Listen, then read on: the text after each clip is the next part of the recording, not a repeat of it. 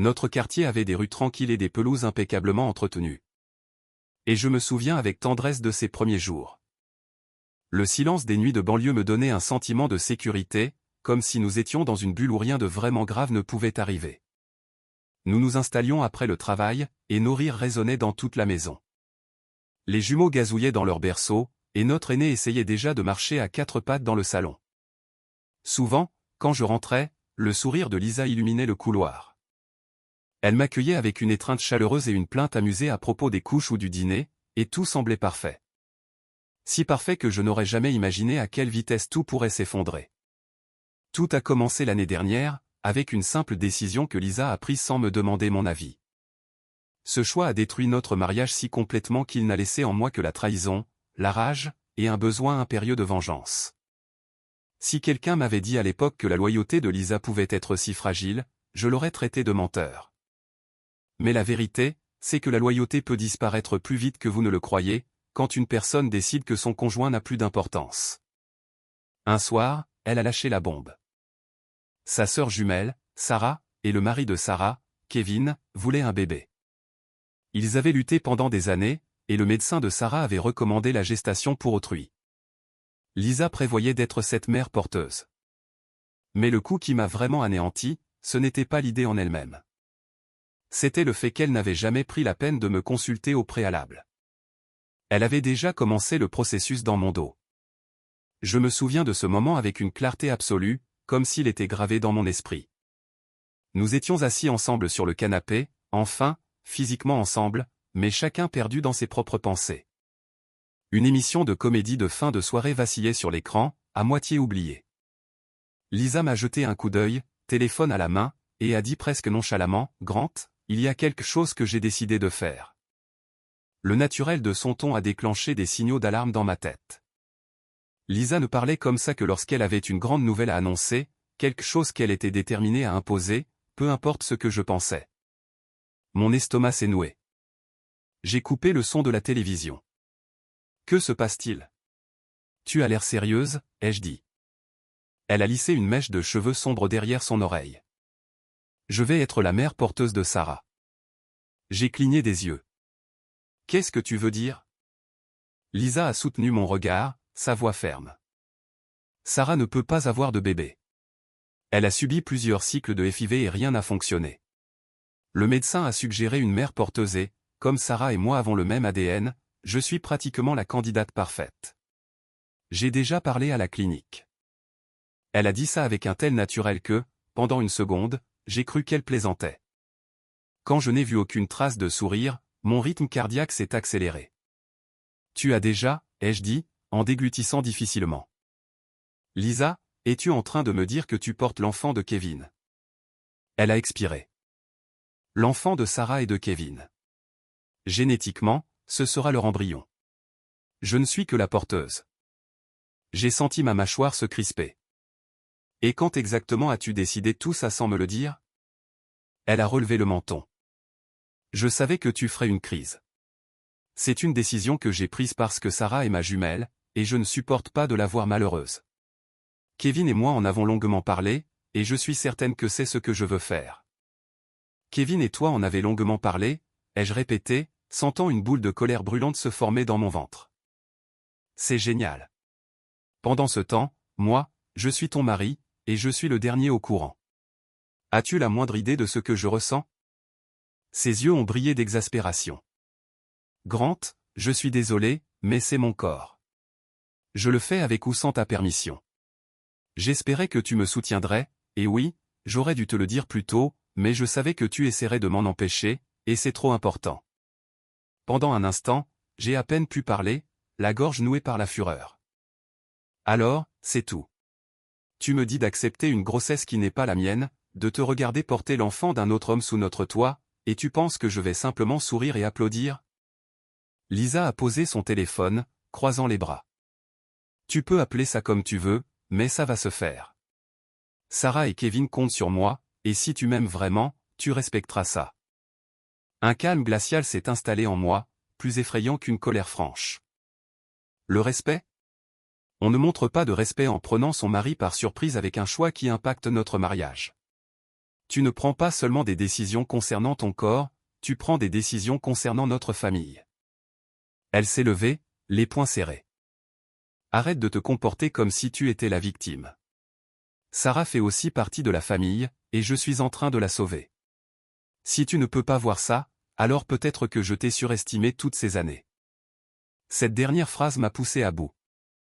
Surestimé? Lisa, si tu vas jusqu'au bout, ça va nous détruire. Elle est passée devant moi, les épaules rigides. Alors peut-être que nous ne sommes pas aussi solides que je le croyais. Je suis resté là, bouillonnant de rage, mon cœur battant si fort que je pouvais entendre le sang affluer à mes oreilles. J'ai essayé de respirer à travers la colère, mais c'était une trahison si profonde que je ne pouvais même pas la nommer. La maison silencieuse m'oppressait, lourde de l'onde de choc de sa nouvelle. Bien que je me sois dit que je devais me calmer, je savais déjà que tout avait changé. Les jours qui ont suivi ont été tendus. Lisa parlait ouvertement des rendez-vous chez le médecin, des médicaments pour la fertilité et du calendrier d'implantation. Elle m'en disait plus, comme si nous discutions des courses à faire, et non d'une gestation pour autrui qui allait changer notre vie. J'avais du mal à l'écouter sans me sentir malade. Chaque mention me rappelait qu'elle avait fait un choix qui anéantissait toute notion de partenariat. 2 soirs après qu'elle m'en a parlé pour la première fois, je suis rentré à la maison pour trouver une boîte d'une clinique de fertilité dans notre réfrigérateur. Des flacons de médicaments, des seringues et des instructions étaient éparpillés sur la table de la cuisine. Lisa parcourait une épaisse liasse de papier. « Qu'est-ce que c'est que tout ça ?» ai-je demandé sèchement, en fixant cet attirail. Elle m'a jeté un coup d'œil. Des traitements hormonaux. Je dois les commencer pour que mon corps soit prêt pour le transfert d'embryons. La clinique les a envoyés plus tôt que prévu. Je l'ai regardé, incrédule. Tu ne pensais pas que ça méritait une conversation? Elle a haussé les épaules. Je t'ai déjà dit que nous avons dépassé le stade des conversations. Je vais de l'avant. Ma voix est sortie basse, mais tendue. Tu ignores complètement mes sentiments dans cette histoire. Ça ne te dérange pas de me repousser, n'est-ce pas? Elle a levé les yeux au ciel. Arrête d'être mélodramatique. C'est pour 9 mois. Et ensuite, je donne le bébé à Sarah. Ce n'est pas comme si je remplaçais nos enfants par un autre. Tu peux rationaliser ça autant que tu veux, ai-je marmonné. Mais si tu fais ça, je te promets que je ne resterai pas dans ce mariage. Elle a levé les yeux, le regard d'acier. Grant, tu es libre de partir si ta fierté ne peut pas supporter ma décision. Mon visage a brûlé. La fierté? Ça n'a rien à voir avec la fierté. Ça a tout à voir avec le partenariat. Tu m'as complètement pris au dépourvu. Tu en as parlé avec Kevin. Et alors, si j'en parle à Kevin, a-t-elle demandé, la voix montant. C'est le père de l'embryon. Il devait faire partie de la discussion. J'ai laissé échapper un rire sans joie. Et moi, je suis le mari à qui tu as fait des vœux. Où est-ce que ça n'a plus d'importance maintenant? Elle a repris les papiers, me congédiant de fait. Nous avons fini, Grant. Je suis resté là, une douleur dans la poitrine. Elle ne voulait même pas voir les dégâts qu'elle causait. Mes doigts me démangeaient d'arracher les papiers de fertilité de ses mains et de les déchirer, mais je savais que cela me ferait passer pour un fou. Alors, j'ai tourné les talons, je l'ai laissé à son nouveau projet, et j'ai essayé de calmer ma respiration. Cette nuit-là, alors que j'étais allongé dans mon lit, éveillé, j'ai pris une décision en silence. Si Lisa insistait pour suivre cette voie seule, alors ainsi soit-il. Je demanderais le divorce parce que, peu importe comment je tournais la chose, je ne pouvais pas supporter de voir son ventre s'arrondir avec l'enfant de Kevin. Quand Lisa a appris que j'avais contacté un avocat, elle a fait irruption dans le salon où j'aidais notre aîné à faire ses devoirs. La fureur émanait d'elle. « Comment oses-tu » a-t-elle sifflé, en faisant attention de ne pas alarmer notre enfant, qui était occupé à colorier. J'ai posé le crayon de couleur, j'ai dit à mon enfant de ne pas bouger, et j'ai guidé Lisa dans le couloir. « Baisse la voix » ai-je dit. « Je ne veux pas que les enfants entendent nos disputes. » Elle m'a fusillé du regard. « Alors, tu as pensé que c'était acceptable de te précipiter chez un avocat pour entamer une procédure de divorce? » Ma poitrine me brûlait. Je t'ai dit ce qui arriverait si tu allais de l'avant sans moi, et tu l'as fait quand même. J'en ai assez d'être méprisé. Elle a secoué la tête, les larmes aux yeux, mais c'était des larmes de colère. Grant, on peut arranger ça. Il faut juste que tu acceptes que je le fasse.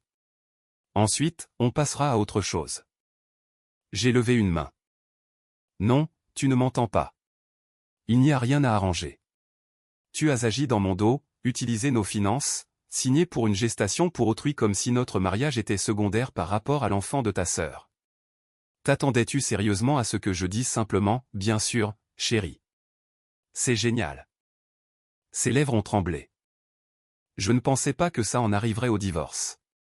Mon Dieu, tu es si froid. J'ai aboyé un rire bref. Peut-être que je le suis maintenant, mais je n'étais pas froid quand tu as pris cette décision. C'est ça qui m'a rendu comme ça. Elle a ouvert la bouche pour répliquer, puis l'a refermée. Si elle voulait lancer d'autres accusations, elle semblait trop furieuse pour les formuler. Finalement, elle a tourné sur ses talons et est montée à l'étage. Je suis resté là, le cœur battant, souhaitant pouvoir prétendre que tout cela n'était qu'un cauchemar. Dans notre État, il y a une séparation obligatoire d'1 an avant qu'un divorce ne soit finalisé. Lisa le savait, et pendant cette année, nous allions vivre sous le même toit, du moins pendant un certain temps. Elle a refusé de déménager, affirmant qu'elle n'avait nulle part où aller, qu'elle avait parfois besoin de repos au lit, et que les enfants méritaient une maison stable. Je ne voulais pas non plus déraciner mes enfants. J'ai donc toléré sa présence, bien que tolérer soit un terme généreux. Elle occupait notre chambre d'amis ou parfois le canapé du salon, et je prenais la chambre principale. Nous nous déplacions comme des étrangers partageant un espace, nous parlant à peine.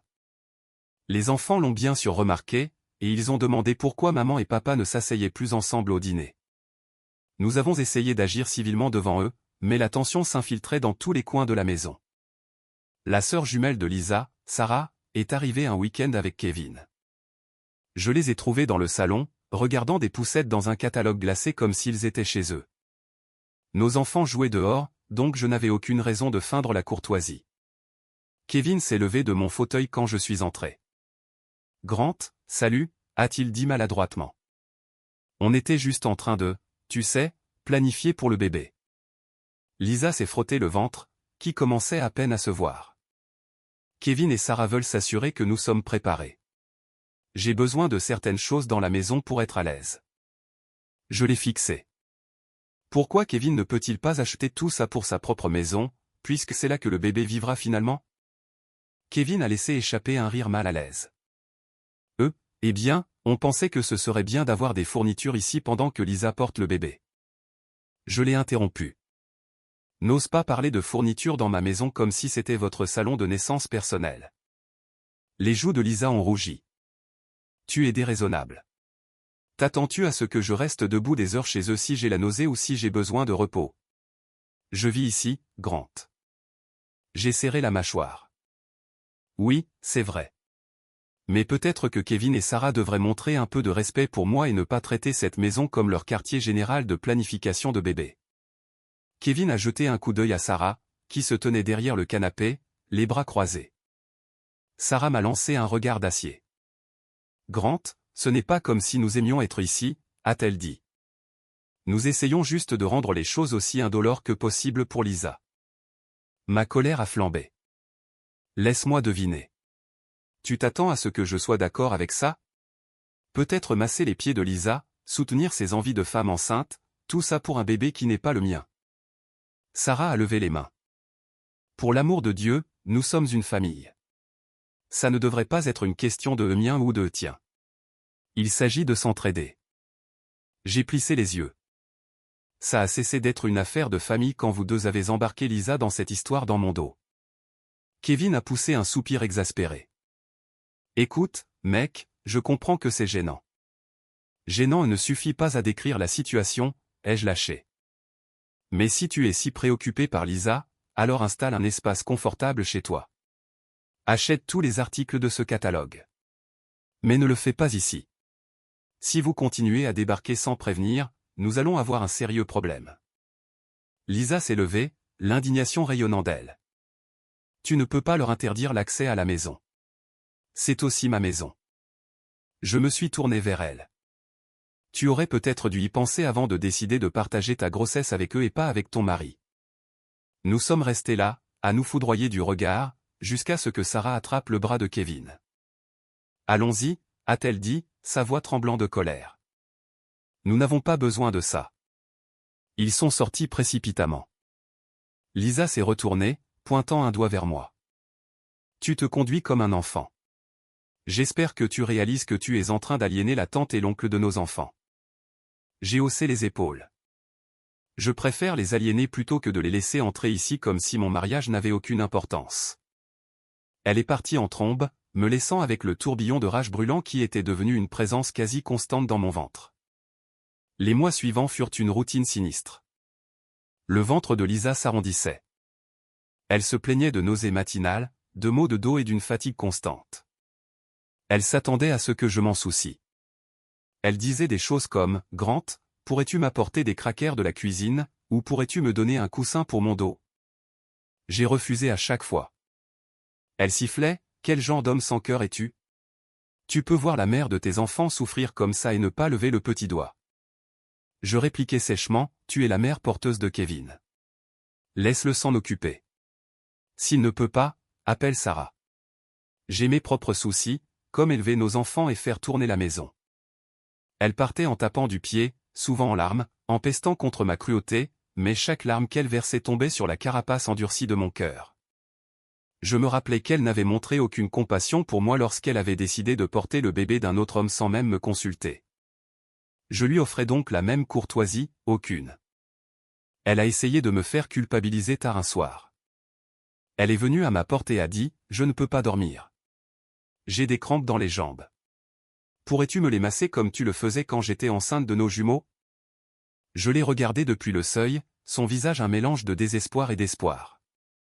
Puis j'ai dit platement « Non », et je lui ai fermé la porte au nez. Mes enfants ont remarqué la friction. Notre aîné a demandé « Papa, pourquoi tu ne fais plus de câlins à maman ?» J'ai avalé l'amère vérité et j'ai dit doucement « Parfois, les adultes ne s'entendent plus, mais je t'aime et je serai toujours là. » L'innocence dans les yeux de mon enfant m'a donné envie d'étrangler Kevin et Sarah pour nous avoir mis dans cette situation.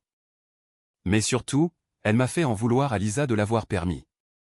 Au fil des mois, la famille de Lisa s'est immiscée dans la mêlée.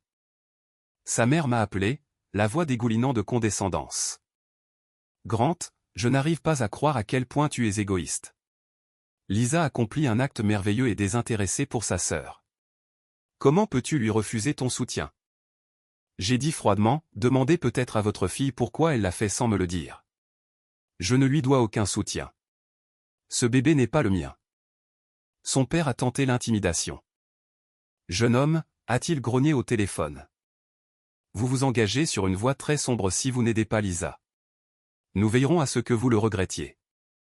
J'ai souri au téléphone, bien qu'il ne puisse pas me voir. C'est intéressant, parce que je regrette déjà d'avoir confié mon mariage à votre fille. Bonne chance avec vos menaces. Ils m'ont raccroché au nez. Je ne doutais pas que toute la famille élargie me considérait comme un monstre, mais je savais aussi que le tribunal verrait les faits. Lisa était enceinte de l'enfant de quelqu'un d'autre, une grossesse financée en partie par nos finances communes, sans mon consentement. Ce serait sa responsabilité. L'une des pires confrontations a eu lieu au 7e mois. Le ventre de Lisa, gros et lourd, rendait ses mouvements difficiles. Elle est rentrée un soir avec des sacs de course, luttant pour les porter, en laissant presque tomber un sur le porche. Elle a crié « Grant, peux-tu m'aider, s'il te plaît ? J'ai un mal de dos terrible. » J'ai ouvert la porte, les bras croisés. « Demande à Kevin ou à Sarah, ai-je dit. C'est à cause d'eux que tu es enceinte. » Ses yeux brillaient de larmes, mais j'ai vu l'éclair de colère en dessous. Je viens de passer des heures à l'hôpital pour des examens. Je suis épuisé. Je suis toujours ta femme, que ça te plaise ou non. J'ai ricané. Plus pour longtemps, et certainement pas en esprit. Tu as été très clair là-dessus. Elle a poussé un hurlement de frustration et s'est retournée pour traîner les sacs à l'intérieur toute seule. Quelques boîtes de conserve sont tombées et ont roulé sur le porche, mais je n'ai pas bougé. Elle a fini par se faire un bleu sur l'avant-bras en essayant de tout rentrer en même temps. Essoufflée, elle a posé les courses sur la table de la cuisine et m'a foudroyé du regard. « Tu ne peux pas continuer à me punir comme ça », a-t-elle craché. J'ai haussé un sourcil. Je ne te punis pas. Je refuse simplement de jouer le rôle du mari compréhensif que tu as jeté aux orties. Elle a posé une main sur son ventre, les larmes coulant. Quand ce bébé naîtra, tu regretteras de ne pas avoir été si insensible. J'ai ri, un son dépourvu d'humour. Crois-moi, je ne regretterai rien, parce que tu seras parti, et cet enfant sera hors de nos vies. Elle a inspiré brusquement comme si je l'avais frappé, puis s'est enfuie dans la chambre d'amis, me laissant dans une maison qui semblait étouffante de silence malgré le drame. J'ai expiré, me demandant si j'avais dépassé une limite. Mais chaque fois que la pitié pour elle menaçait ma résolution, je me souvenais qu'elle avait fait un choix unilatéral qui crachait au visage de notre mariage. Ma colère est restée ferme. Quand Lisa a commencé le travail de manière inattendue vers le 8e mois, il était un peu plus de minuit. J'ai entendu des gémissements dans le couloir, suivis de coups frénétiques à la porte de ma chambre. « Grant » a-t-elle crié, la voix tremblante de douleur. J'ai perdu les os. Oh, mon Dieu, les contractions arrivent. S'il te plaît, aide-moi. J'ai ouvert la porte pour voir son visage déformé par la douleur, les mains posées sur son énorme ventre, la sueur collant ses cheveux. Pendant une fraction de seconde, le souvenir de l'avoir aidé lors de l'accouchement de nos propres enfants a traversé mon esprit. Mais ensuite, l'amertume l'a balayé. « Je ne t'emmène pas à l'hôpital », ai-je dit froidement. C'est le travail de Kevin. Ses yeux se sont écarquillés d'incrédulité. Kevin ne répond pas. Le téléphone de Sarah va directement sur la messagerie vocale. Je dois aller à l'hôpital maintenant. J'ai haussé les épaules, reculant. Appelle une ambulance. Elle s'est agrippée au cadre de la porte, une autre contraction la déchirant. Grant, s'il te plaît, tu ne peux pas me laisser souffrir ici. Je l'ai regardée droit dans les yeux. Regarde-moi faire. Elle a trébuché, les larmes coulant sur ses joues. Tu es sans cœur. J'ai hoché brièvement la tête. C'est ce qui arrive quand on ignore les sentiments de son conjoint. Bonne chance avec le bébé. Je retourne me coucher. Elle a laissé échapper un sanglot alors que je fermais la porte. Elle a tâtonné dans le couloir, appelant probablement les urgences. Moins de 15 minutes plus tard, les ambulanciers sont arrivés, les lumières de l'ambulance clignotant à travers ma fenêtre. Je les entendais l'emmener. Pendant un instant fugace, la culpabilité m'a rongé, mais je l'ai refoulée. Elle avait choisi de ne pas tenir compte de moi. Pourquoi devrais-je me précipiter à ses côtés alors que l'enfant dans son ventre n'était pas le mien? Le lendemain matin, mon téléphone a explosé d'appels de la mère de Lisa. Des messages vocaux hurlant m'accusaient d'avoir abandonné Lisa pendant le travail. Je les ai tous supprimés sans écouter au-delà des premières secondes. Elle voulait un bébé pour sa sœur, alors qu'elle compte sur la famille de sa sœur. Lisa et le bébé sont restés à l'hôpital pendant plusieurs jours. Le nouveau-né, une fille, était prématuré mais stable. Sarah avait ses propres problèmes de santé, donc Kevin était surchargé, courant entre deux chambres d'hôpital. J'ai continué ma vie comme d'habitude, j'ai emmené les enfants à l'école, je suis allé travailler, j'ai préparé le dîner. Quand la mère de Lisa a téléphoné pour dire que Lisa serait à la maison dans quelques jours, j'ai simplement dit « c'est son choix » et j'ai raccroché. J'étais dans le salon en train de lire quand Lisa est finalement revenue. Elle était pâle, épuisée, et portait le nouveau-né dans un siège auto portable. Elle a posé le siège, a expiré longuement et s'est affalée sur le canapé. Le bébé s'est agité, laissant échapper un petit cri. J'ai regardé ce nourrisson, un minuscule rappel tout rose de la gestation pour autrui qui avait détruit mon mariage. Alors, j'ai dit, d'une voix sèche, « Pourquoi es-tu ici avec le bébé? Ne devrait-il pas être avec Sarah ?» Lisa a fermé les yeux. Sarah est toujours à l'hôpital, elle se remet de complications. Kevin est dépassé. Ils m'ont demandé de garder le bébé ici pendant quelques semaines. J'ai ricané. Ils ont demandé. Où tu t'es porté volontaire? Elle a lancé un regard noir. Y a-t-il une différence? Je ne peux pas l'abandonner. Elle est sans défense. Tu aurais dû y penser avant de décider d'être mère porteuse, ai-je dit. Mais soyons clairs. Je ne lèverai pas le petit doigt. Si tu es trop fatigué pour gérer les pleurs, c'est ton problème. Elle s'est frotté le front, une larme glissant sur sa joue. As-tu toujours été aussi cruelle, ou est-ce que c'est moi qui t'ai poussé à le devenir, a-t-elle murmuré, semblant se parler plus à elle-même qu'à moi. C'est une question que tu pourras te poser la nuit, quand le bébé hurlera, ai-je répondu. Maintenant, si tu veux bien m'excuser, j'ai de vrais enfants à nourrir. Elle a tressailli comme si je l'avais giflée, mais n'a rien dit pendant que je m'éloignais pour préparer le dîner. Pendant le mois suivant, les nuits furent remplies des hurlements du nourrisson. Lisa se traînait, à moitié endormie, essayant de chauffer des biberons. Elle venait me voir, des cernes sous les yeux, et me suppliait de l'aider. À chaque fois, j'ai refusé. S'il te plaît, a-t-elle dit une nuit, des larmes tombant sur le biberon dans ses mains. J'ai besoin d'une demi-heure juste pour m'allonger. Le bébé pleure depuis des heures. Je l'ai regardé droit dans les yeux, sans faillir. Va appeler Kevin ou ta mère. Elle a laissé échapper un sanglot de frustration et s'est détournée, les pleurs du bébé résonnant dans le couloir. J'ai ressenti un soupçon de remords pour l'enfant. Il n'avait rien fait de mal. Mais c'était l'œuvre de Lisa, pas la mienne. Je ne la laisserai pas s'en tirer si facilement. La mère et le père de Lisa venaient souvent, pointant des doigts accusateurs sur mon visage, me traitant de tous les noms, monstre, lâche, mari indigne. Parfois, le père de Lisa essayait de me coincer dans la cuisine. Écoute-moi bien, disait-il. Tu devrais avoir honte. Lisa est en postpartum. Elle a besoin de repos. Tu ne peux pas l'abandonner comme ça. Je le foudroyais du regard. Elle aurait dû y penser avant d'ignorer mes limites. Laissez Kevin s'occuper du bébé. Laissez votre famille s'en occuper. Pas mon bébé, pas mon problème. Il s'éloignait en tapant du pied, me maudissant à voix basse. C'était un cœur constant de condamnation, et je l'ai enduré avec une sombre satisfaction. La famille de Lisa me trouvait sans cœur, mais jusqu'à présent, la loi était de mon côté, surtout une fois que les finances ont été examinées. La procédure de divorce était lente, mais elle avançait. Mon avocat a présenté des preuves que Lisa avait puisées dans nos comptes joints pour payer certaines dépenses liées à la gestation pour autrui, falsifiant parfois ma signature.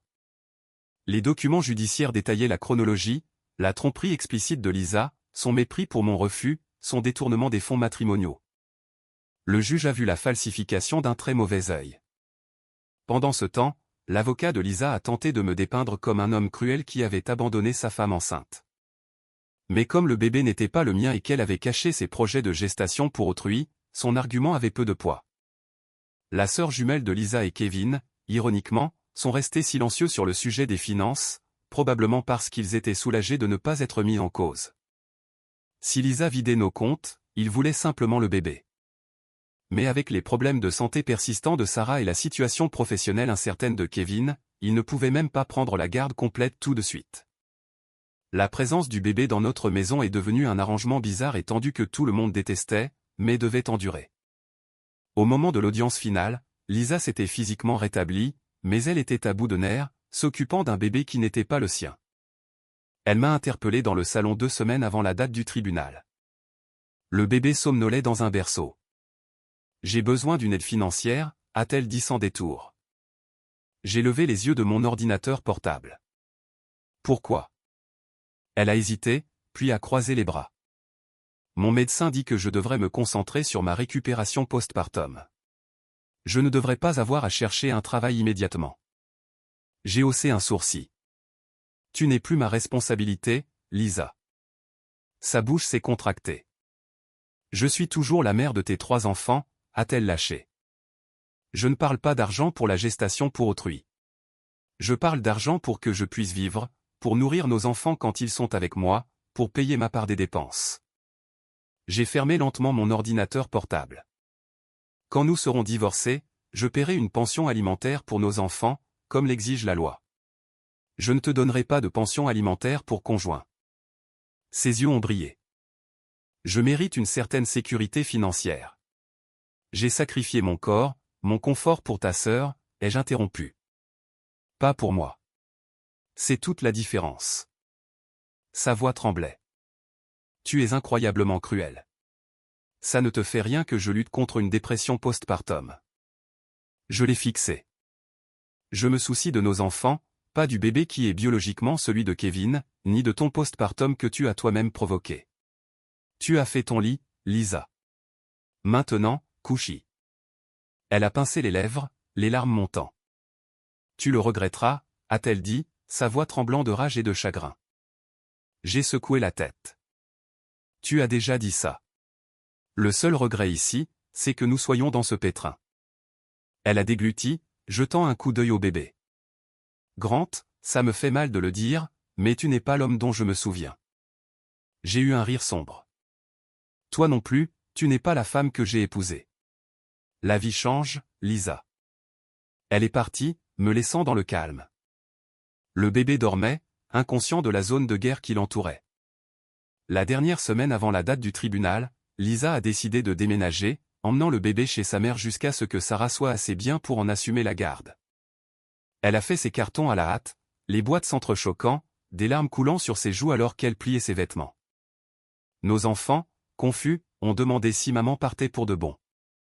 Elle a essayé de les rassurer, en leur disant qu'elle les verrait souvent, qu'elle les aimait toujours.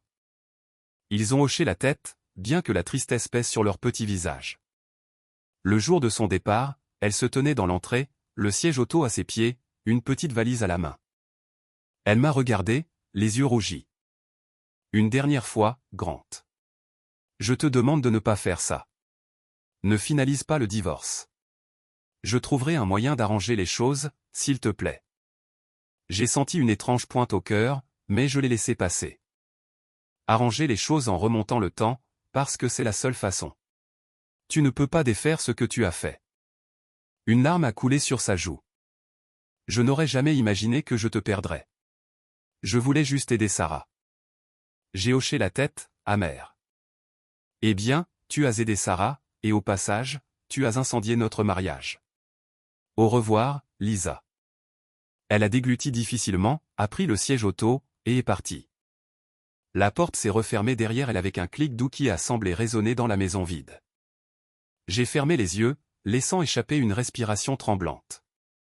Pour la première fois, j'ai ressenti quelque chose qui ressemblait à du soulagement. Nous étions presque à la fin. Lors de l'audience finale, Lisa était assise à une table avec son avocat, et moi à une autre avec le mien.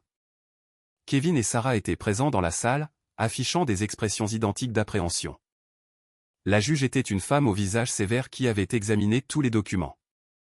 L'avocat de Lisa a tenté un discours larmoyant sur la façon dont Lisa avait été abandonnée pendant sa grossesse et sur mon abus émotionnel.